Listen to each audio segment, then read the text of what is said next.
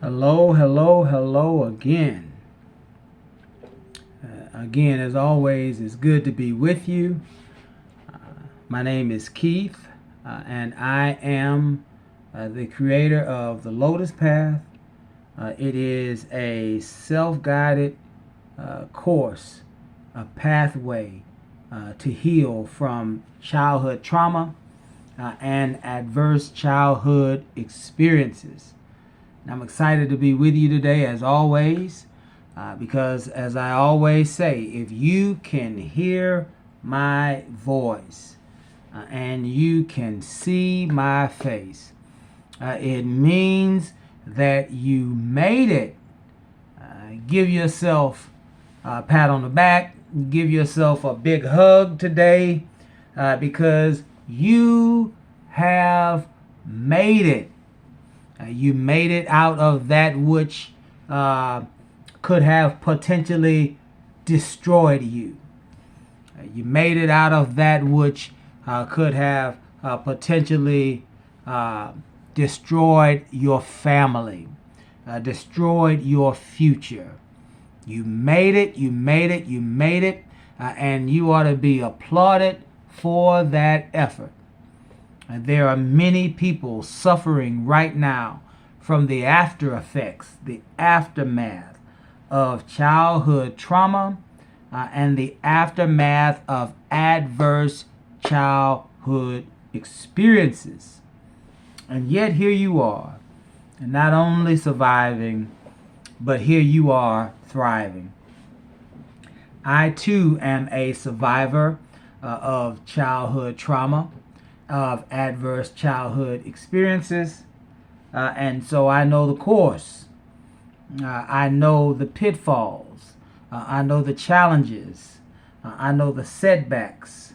I know the dilemmas that we all go through to reach this point in our lives. And if you have never heard this before from anyone else, I am proud of you. You more than deserve everything that you have experienced in the way of healing.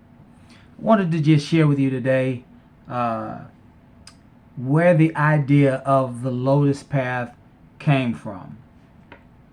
Where the idea of the Lotus Path came from. As I was going through some of the most difficult parts of my life due to the after effects of childhood trauma, I was looking for a way to heal. And as many of you may know, I am a former pastor of a church, a minister of 25 years plus, and throughout all of that training and experience in the church, I found myself to be in more pain than I was previous to entering ministry. So I was down, I was distraught, I was alone, I was depressed, I was hopeless. And one day looking for a natural way to understand the healing process, a natural way to understand how growth takes place in nature, I stumbled across the lotus flower. It is one of the most beautiful flowers that we have in nature and on this planet. And when I began to really look at its beauty and look at how it floats upon the water, I got interested in it, and I started to read more about it. And I was shocked at what I found. Shocked at the idea that this flower comes from the most unlikeliest of places of development. In fact, it develops in an environment that is anti-development. I'll say that to you again. The lotus flower develops in an environment that is anti-development. So there are 7 stages that this flower goes through in order for it to go through its developmental stages to full bloom and to a place that it can actually release its seed so that it can reproduce after its own kind. And fascinatingly, these 7 stages coincide with 7 stages that we go through when we are healing from childhood trauma and adverse childhood experiences. The first stage of the lotus flower's development happens in the mud. The first stage happens in the mud. Its beginning happens in mud. The seed drops down and sinks down into mud. It falls into mud, into a very, very dark place. I said the lotus flower seed falls into a very, very dark place. And that is indicative of how we all got into this situation in the first place. We as human beings, those of us that are survivors of childhood trauma, we fell, again, through no fault of our own, we fell into a very dark place in our lives and in our environments. Before we knew who we were, before we understood that we were human, before we knew who our parents were, before we knew anything, we fell into some dark places. Many of us fell into environments of neglect. We were neglected by our caregivers. We were neglected by our mothers and our fathers. Many of us fell into environments of abandonment, where we were abandoned by the people, the very people that were supposed to love and care for us. Many of us fell into the darkness of abuse. Many of us fell into the darkness of emotional abuse, where we were told that we were things that we were absolutely not. We were told that we were no good. We were burdens. We were told that we were less than. That we were called all out of our names. Many of us yelled at, screamed at. We were told that we were weak and powerless. Many of us, we were told that we would do nothing, accomplish nothing, we were worth nothing, we would be nothing in this life. A lot of that happened to us, and that's the falling of that lotus seed into a dark, muddy place, a place that would not be conducive of and for development. Many of us were told that we did not matter. Many of us weren't told anything. We were neglected. We were cast out. We were thrown away. And some of us fell into the dark places of abuse, physical in nature, where we were not simply chastised or reprimanded or spanked, in the old ways of corporal punishment, but we were beaten, we were kicked, we were slapped, we were punched, we were burned, many of us. We were hit with objects, many of us. We were pushed around. We were put in all sorts of difficult physical positions, and we were harmed physically, many of us. Again, dark places. And then still many more of us were born into, unfortunately, abuse of sexual nature. Many of us, before we even understood our human bodies, before we even had a chance to understand and discover who we were physically, our bodies were exploited and used in some of the most vile and dark and indecent ways. Many of us grew up being molested by caregivers and parents and relatives and siblings and people who were trusted to care for us outside of the home, because the folks that were in the home neglected us, abandoned us, and provided no supervision for us. And so many of us were born into the dark places of sexual abuse.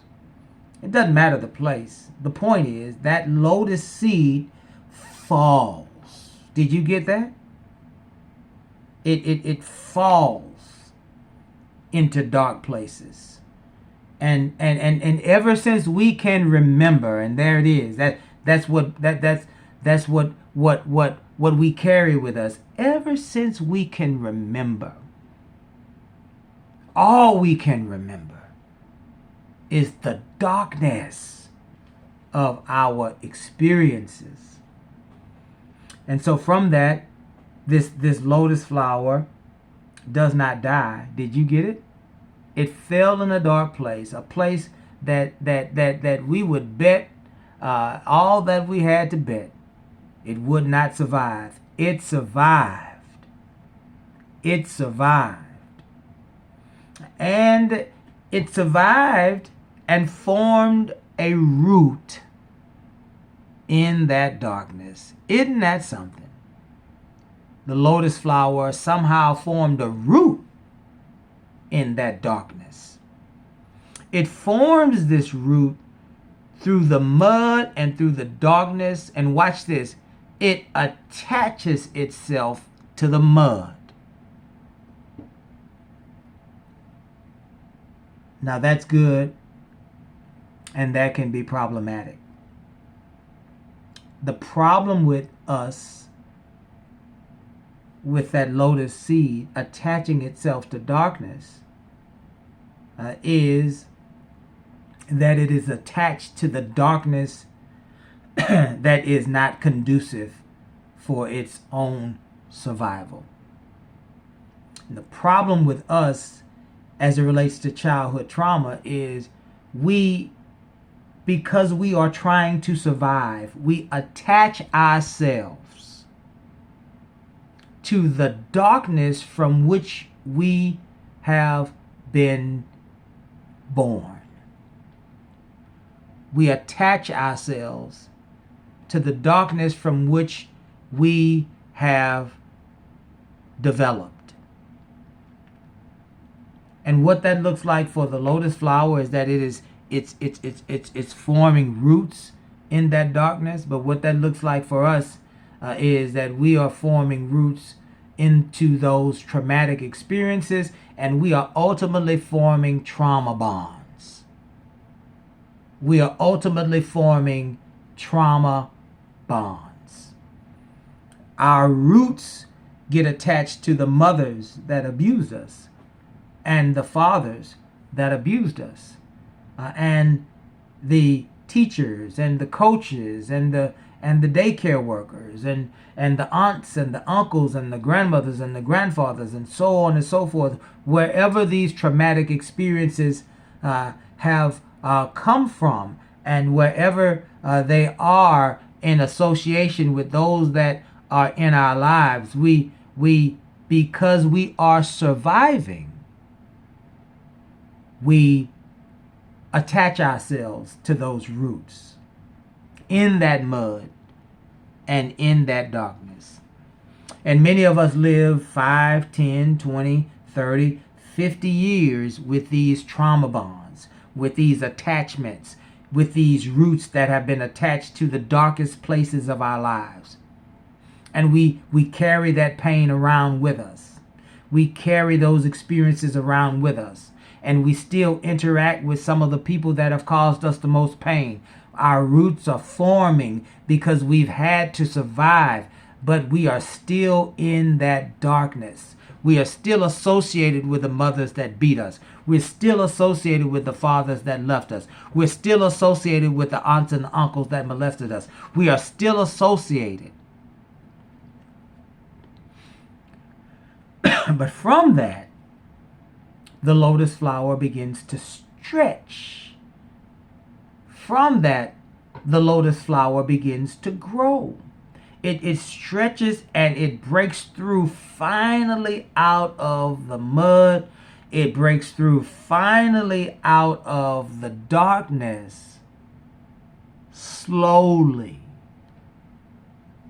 through difficulty, through our life experiences, through those relationships that have failed, through those jobs that we've lost because we cannot focus and we cannot perform tasks on a regular and consistent basis. We can't even show up for work on time many times. Through those addictions to drugs and alcohol and other things.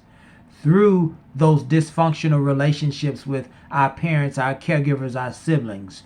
Through the depression that form because of the issues that we face, through the despair of our heart, because our hearts have been broken at such a young age and they remain broken 30 and 40 years. Through difficulty, we stretch, and slowly, day after day and year after year, we start to realize that the way that we have been living is not the way that we should live. We don't know what the other side looks like. We don't know what the rest of it looks like. But we know enough at this age, we know enough through the stretching that we do not deserve to be where we are. And we go from the mud to forming the root to now stretching and breaking through because we don't know what's wrong, but we know something's wrong.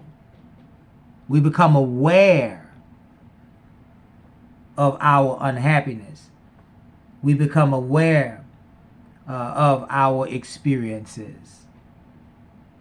From there now, we finally, if we continue with this stretching, we finally make it to a place that we can actually break through the surface now.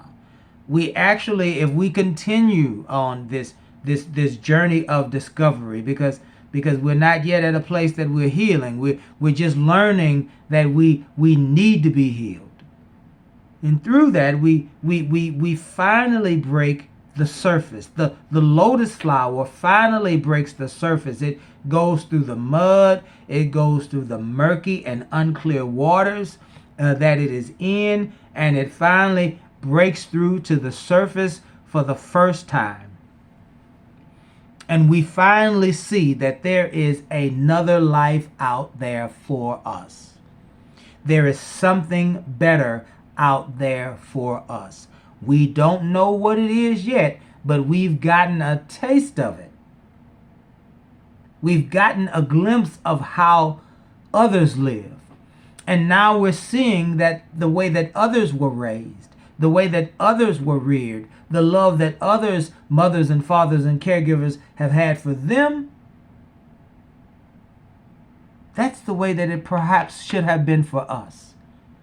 And so we've reached the surface. We're still floating. There's a little stability because our roots are still dug down deep in the dark and the murkiness of the mud. But now we have at least reached the surface. and we are floating on that surface, and that gives us hope. That gives us hope. For the first time we can see, and for the first time we are seen. Parts of us start to come alive. Parts of us start to come alive.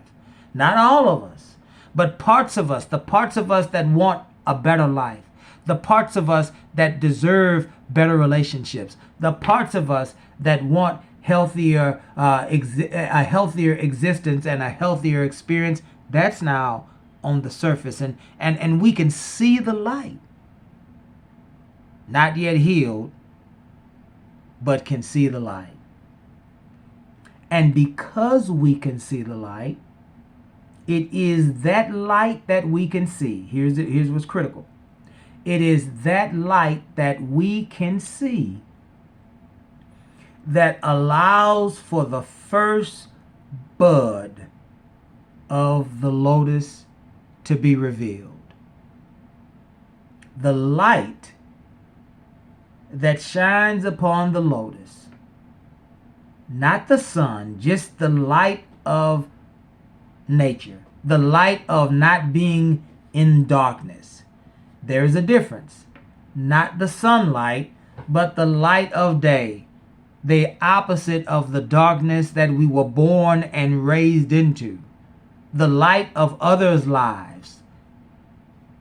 It starts the buds. And those buds for us is the start of the formation of a new identity. When the lotus flower reaches the surface and it starts to bud, that is akin to us finally looking around to see that our life can be different. And now we start to uncover a new identity. We're not fully open yet, but we're no longer closed like we used to be. It's different now. The lotus flower is living life on a different level. We now, because we've seen the lives of others and we are mature enough to compare how other people's lives are versus how our life is, we've seen the light, and we know we deserve better, and we then begin to take on a new and different identity. I am not the mud. I am not darkness. I am not worthless. I am not a piece of trash. I am not someone that deserves to be exploited. I'm not someone that deserves to be mistreated. I'm not someone that deserves to be manipulated. I'm not someone that deserves to be abused. I'm someone different. That's the bud of the lotus flower. And because now it's on the surface, and because now the lotus flower sees things, feels things, is aware of things, and knows things that are different than before, now it has a different identity. And we move from the bud to the bloom. Now, eventually, because we're on the surface, because the lotus flower is floating on the surface, when the sun hits it directly, when the truth hits us directly, when the truth of life hits us directly, when the truth of our lives hits us directly, when we realize that we didn't deserve those things, when we realize that we are wonderful, we are beautiful, we are smart, we're important, we matter, we are magnificent, we are fabulous, we are talented, we are gifted, we are special, we are deserving of love and appreciation and respect and support. When we realize all of those things in the light of the sun, we bloom.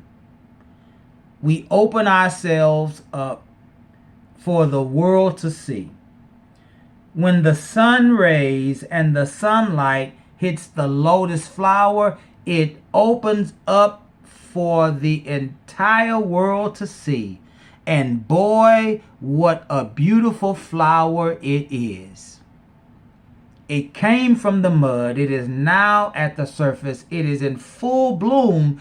And all of that was buried in darkness, all of that was buried in shame, all of that was buried in guilt, all of that was buried in rejection, all of those things now come into full bloom, and we finally see the flower that was inside of the seed that was buried in the darkness. And the same thing happens for all of us. When we come into the light of the truth of who we were born to be, when we know we were born to be spectacular, magnificent, amazing, that's when we get into our full bloom. That's when we open ourselves up. That's when people can see us for who we really are. The last stage is the seed. Because after it blooms, it has to reproduce after its own kind. And so the lotus flower then releases its seed. And that's what we do when we simply live life as a new person, as a healthy person, as a whole person. We are passing that seed on. We are passing that seed on to others who have been born and reared in darkness. We're passing that seed on to others who have been neglected and wounded and exploited and taken advantage of. We're passing that seed on, giving others the same opportunity that we had to bloom. For what is this world if it is not a place that all flowers are to bloom? What is your life if it is not a stage for you to bloom? To show the world who you really are. To show the world who you always have been. Even as that seed in darkness, you were wonderful. The darkness hid you. The murky waters hid you. The abuse, the guilt, the shame, the hurt, the abandonment hid you. But you've always been a magnificent flower. You've always been beautiful. You've always been wonderful. And healing from childhood trauma and adverse childhood experiences is simply the uncovering of that which is already present. Say it to you again. The healing of childhood trauma and adverse childhood experiences is simply the uncovering of that which has always been present within you, that which is waiting to bloom. If you are hearing my voice, it means that you have survived. But make no mistake about it, you are not born to survive. You are born to thrive. If you are hearing my voice, you are steps away from thriving. And I want you to know that you are not broken, but you are simply becoming. I enjoy sharing this with you today. Love and light to each and every one of you. And certainly if you want to get more of an in-depth discussion and healing, I have created a path. It's called the Lotus Path. The link to this should be in my bio. Certainly you can find us on the Stand Store. You can find us on Etsy. You can find us on Gumroad, soon to be coming to Amazon as well. And I am asking you for your help. Need you to follow so that we can get this message out to many other survivors. Many of our brothers and sisters in this and on this healing journey need to hear from our experiences. And I am asking you to go and subscribe to our YouTube channel on Lotus Life Media. Lotus Life Media is our YouTube channel. And I enjoyed you today, and I am prayerful that you've enjoyed me, but there is more to come. I will see you tomorrow around the same time, sharing what has been shared with me. Again, as always, peace to you. I am proud of you because you are a survivor. Love and light to you until we meet again. I will see you all soon.